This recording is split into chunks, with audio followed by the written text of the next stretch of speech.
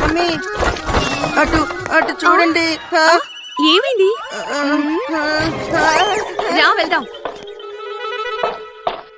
అంకుష్ చెప్పండి అమ్మా. అరే నాన్న, నువ్వు అప్పుడే బట్టలు ఆరేసావా? అవునమ్మా, మీరు ఇవాళ చాలా అలసిపోయారు కదా, అందుకే. మంచి పని చేసావు బాబు. నీ కాలీఫ్లవర్ పరోటా రెడీగా ఉంది, తిందేవురా. కాలీఫ్లవర్ పరోటానా? భలే ఉంటుంది కదా. ఇదిగో తిను.